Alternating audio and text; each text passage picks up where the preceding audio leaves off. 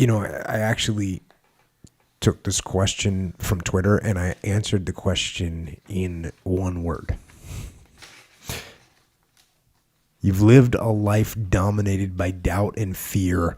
How do you step into bravery? Step. That's how you step into bravery. Step. Take the step. Step aggressively towards your fear.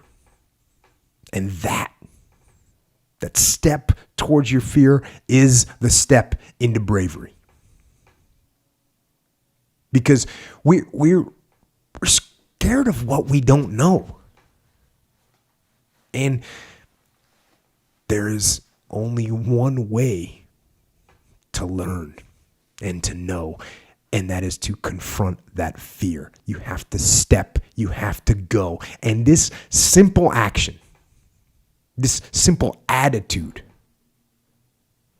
it answers so many questions. My theory here would be, if you're afraid of fighting and altercations, go train jiu-jitsu. If you're afraid of heights, work on some rock climbing. If you're afraid of the water, it's time to swim. It's time to surf. It's time to get out there. If you're afraid of pull-ups, if you're afraid of pull-ups, do pull-ups. If you're in squats, do squats. If you're afraid of public speaking, go speak in public. Mm-hmm. If you're afraid to start a business, start a business. Make it small. And on all these, what you have to do is you have to mitigate the risk and you have to ease yourself into it, but you got to go for it. And eventually you will overcome that fear. Mm-hmm. But the hard part is you got to take that first step. Yeah. You got to take that first step to begin to inoculate yourself against the fear of the thing that's in your mind. Because that fear generally is in your mind. Yeah. When you get up on stage to do a public speaking, people are not going to throw tomatoes at you and say, "Oh my, you're an idiot, get off the stage." No, right. They're going to sit there, So there's nothing to fear. Yeah. It's in your head. Mm-hmm. There's so much knowledge out there, so much information, so many ways to get better. And we make so many mistakes. We're the product of our mistakes. And oftentimes the lesson is sitting there right in front of our face. It's there to be learned, but we miss it, or we don't pay attention to it, or we think we know better until it punches us in the face.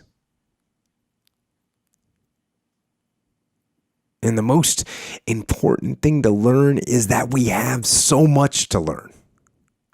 We all do. And we can learn from school and from people and from experience, and we learn from life. But you have to process the information. You have to absorb it. You have to accept it. You have to open your mind. You got to free your mind so that you can learn and make real progress.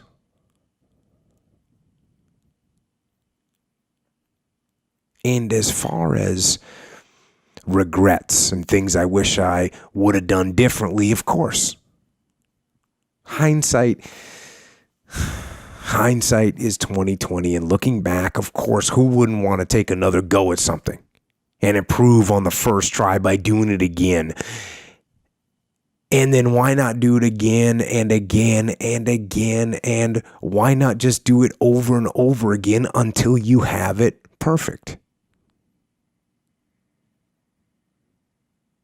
But the fact is, you don't get that chance. You get one shot at this gig right here. Life. One life. That's all you've got. And regret, in and of itself, it's worthless. It does nothing for you. In fact, the only valuable thing in regret is the lesson you learned, the knowledge that you gained. But walking around filled with regret gets you nothing. So learn and move on. Don't let regret beat you down. Don't be a slave to regret. No. Let it teach you. Let it make you better. Let the fear of regret fuel you to take action today, now. To take action now to become a better person, not filled with regret, but filled with knowledge. Filled with knowledge and strength and power and filled with life. First of all, with the man in the cave and this idea and this thought of the enemy. And that was a thought that used to drive me and kind of haunt me and make me get up early and work hard to push myself.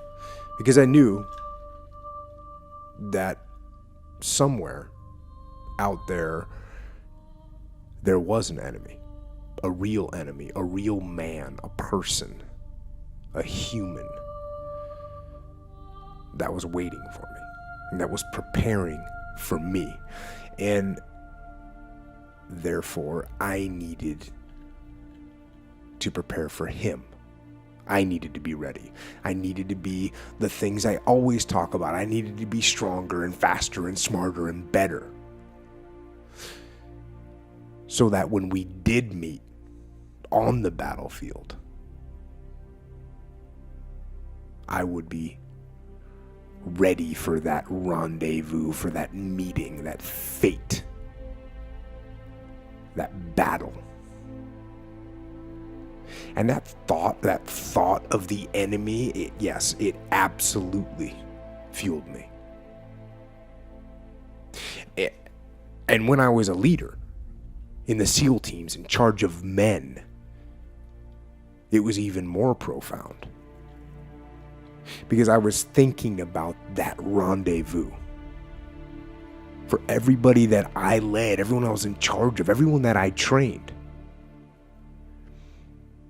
And I felt that burden. The burden of responsibility. To prepare those men and protect those men, those frogmen, those warriors. My brothers.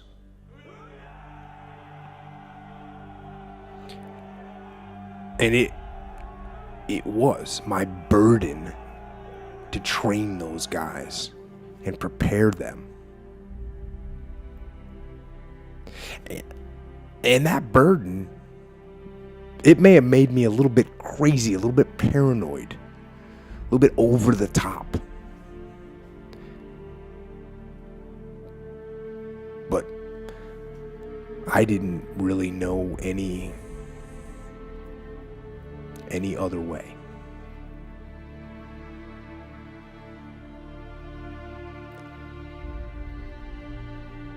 And so now, I am no longer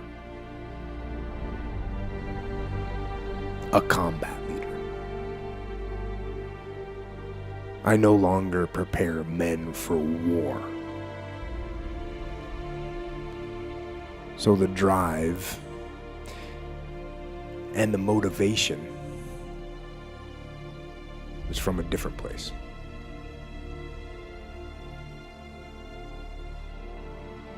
It's from a solemn place. The drive now and the motivation now is not really from the enemy anymore. Now it's from my friends, my brothers. It's from those SEALs that I knew.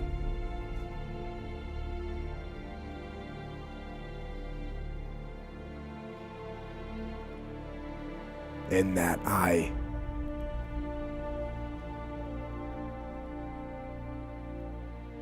cared about more than anything. And that they sacrificed everything for us and for me. And those guys, they gave their lives for us.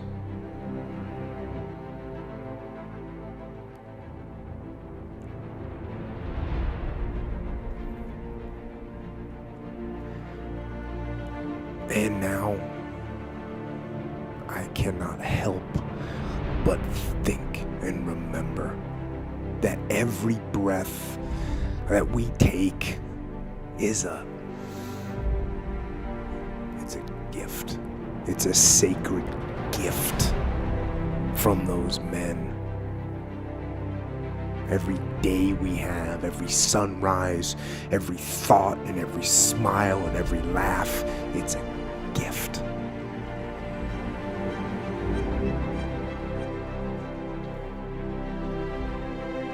And I will treasure that gift of life. And I will not let it go to waste, not 1 second of it. And I'll cherish every moment of it, and I will live it. I will live it in their memory.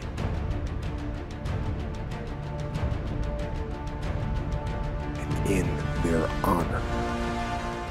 A person's strengths are often their biggest weaknesses. And so that also means that their weaknesses can be their strengths.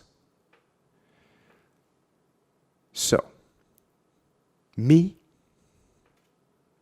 I am weak. In all those ways that I listed, I am weak. But I don't accept that. I don't accept that I am what I am and that is what I'm doomed to be. No, I don't accept that. I'm fighting. I'm always fighting. I'm struggling and I'm scrapping and I'm kicking and clawing at those weaknesses to change them, to stop them. Some days I win. Some days I don't. But each and every day, I get back up and I move forward with my fist clenched toward the battle, toward the struggle. And I fight with everything I've got to overcome those weaknesses and those shortfalls and those flaws. As I strive to be just a little bit better today than I was yesterday. Nobody likes being evaluated, right? Nobody. Mm-hmm. Now, you might get somebody that says, oh, I love being coached. And there are some people that are pretty positive about that. And as a matter of fact, I have clients where they want to be coached, right? Mm. But most people, especially in a normal environment, like if you go out and you hire someone to coach you, okay. But most people in a normal environment, they don't like being evaluated. They don't like being judged. Yeah. Always judging. Yeah. So the first thing you have to do when it comes to being evaluated is get that in your head that you, like everybody else, has defense mechanisms. Yep. And they're going to flare up as soon as somebody says something critical of you. As soon as somebody goes to evaluate you, your defense mechanisms are going to go up. And then once that happens, once you feel those defense mechanisms go up, you got to put your ego in check. Mm-hmm. You got to put your ego in check. And then once you do that, you got to listen. Listen. I know it sounds crazy. Listen to what they're saying. Don't even think of a response. Say to yourself, you know what? I'm not even going to respond. I'm only going to listen to what they're saying. Yeah, but and to kind of add to you that, already can't even take it. No, I can take it. I'm good. saying, but I think because people will quote unquote do that, but they won't really do it. As far as just, I'm not going to say anything. I'm just going to listen. Yeah, that's actually like it. That's actually how they set it up too. Look, I'm not even going to say anything. Exactly. I'm just going to listen. Yes, that's exactly what I'm talking about. It's Yeah. like, or they'll all body language. You know, Yep. the kind where they're like, they'll do that kind of stuff. Don't do that. Well, don't do that. So you're right. You got to listen, and not just listen, but truly listen. Not listen just with your ears, but listen with your mind and your brain, and with an open mind. An open mind. And then think about what people are saying, and then see it. This is important. See it from their perspective. Because if you just see it from your perspective, you're not even seeing what the criticism really is. You're only seeing the defense of the criticism. So actually get in their mind and say, wow, what does this look like from their perspective? Why would they be taking the effort and the risk and the challenge of trying to present this problem to me if it wasn't important? Are they just doing it just to make me mad? No, they're trying to help you. And you know what? Just like a joke, they say like every joke has some little truth to it. Yeah. Every little criticism, even if the person is your arch rival, their criticism is built on something. Yeah. So what is that reality that you can take away from it? Even though you got to take it with a grain of salt, especially if the person, like it says here, if the person has different opinions and motives. Well, of course they have different opinions. Right. You want people with different opinions. Maybe they have different motives, so maybe you think they're trying to usurp your authority or something like that. So maybe you got to take it with a grain of salt, but find the grain of truth in there too, and find what it is from their perspective, what the problem is, and learn from it. And one of the most beautiful things about this is you take the criticism and you make adjustments. How do I deal with being evaluated? I try and accept the evaluation and make adjustments to improve myself as a human. That's how I deal with being evaluated. And I'm not saying I deal with it anybody better than anybody else, because everybody gets defensive, myself included. We had a little conversation when we started tonight, right? Sure. You said I repeated some stuff on the last podcast. Allegedly. And, and then we talked through it. And then I said, I noticed that your camera work was a little bit off. And, it was just, my point was just to prove how defensive we all get. We all get. And you know what I did? I said, you know what? I noticed that too. As far as me repeating, there was a couple little sections, and it was because I pulled from multiple different books, and they had a little bit of overlap. Yep, same thing. Yep. And looking back on it, probably shouldn't have. But at the time, I thought, you know what? This is emphasizing really important points. Yeah. But still, people don't want to hear the same thing over and over again, so I probably shouldn't have done that. So guess what? Criticism accepted. Right on. I will adapt, adjust, and I will make improvements to my game based on your criticism of my technique, my skill, and my life. There's been thousands and hundreds of thousands and millions of warriors that have been in very stressful situations and faced evil and faced death much worse than the situation I'm in or you're in that we might consider stressful. And I even did this when I was overseas, when I was on deployment, when I was a combat leader. I was feeling stress. And you know what? We took casualties, and it was awful, and it was heartbreaking.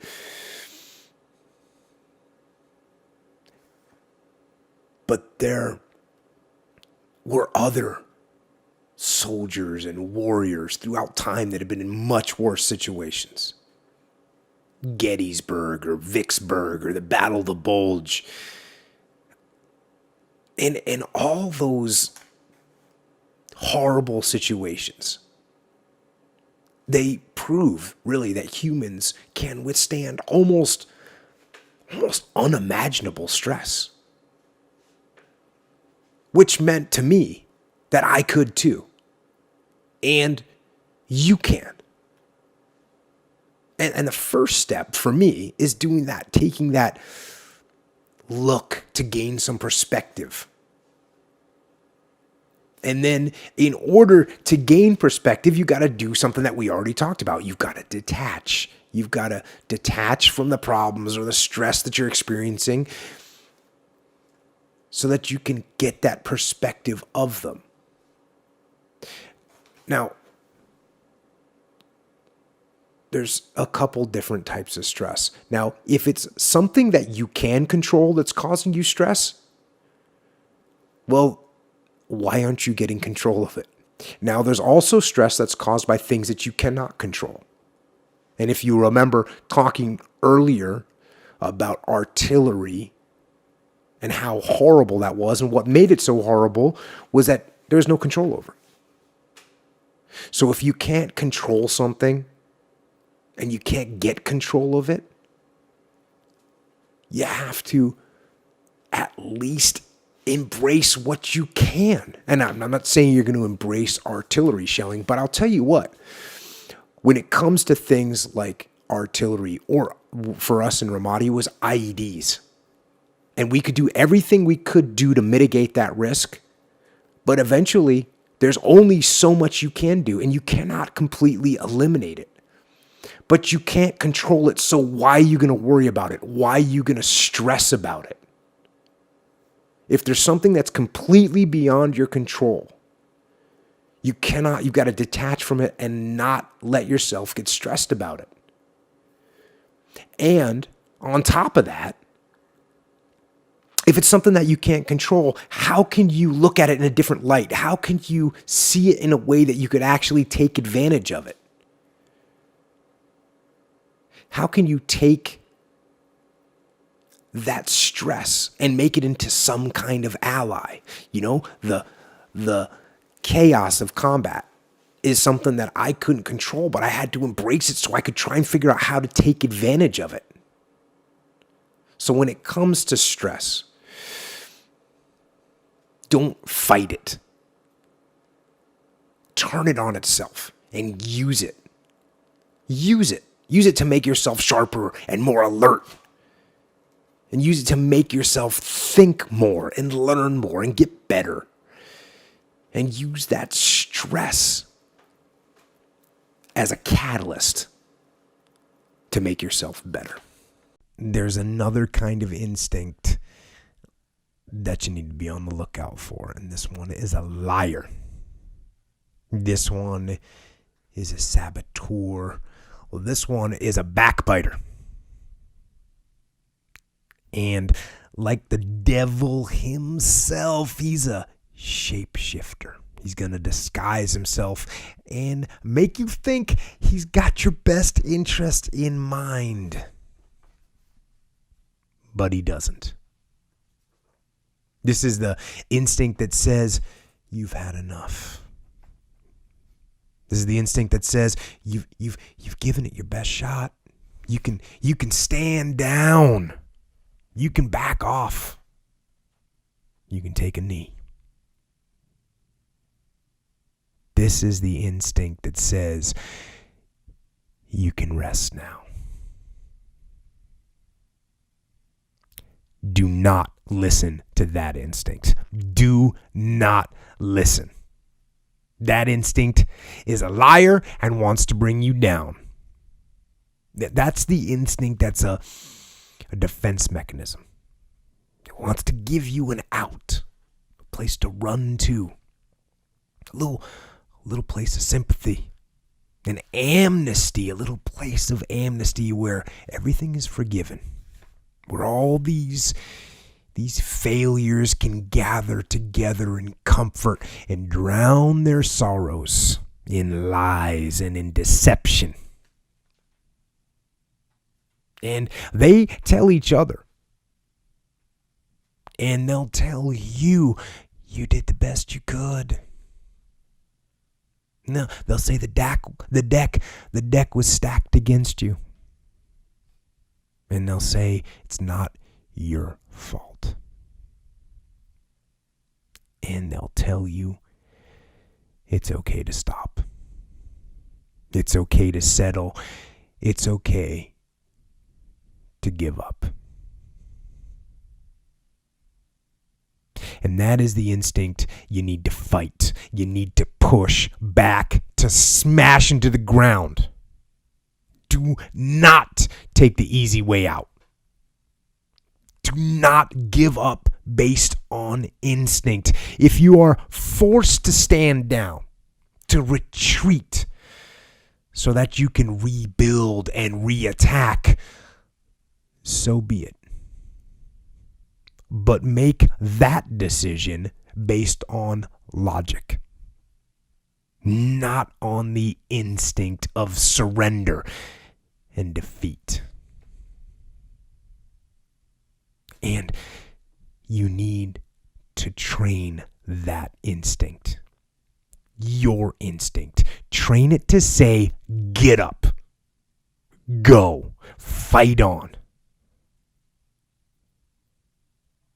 And if that is what you become, if that becomes your fundamental reaction to adversity, if that becomes your gut instinct, then you will overcome just about anything that stands in your path.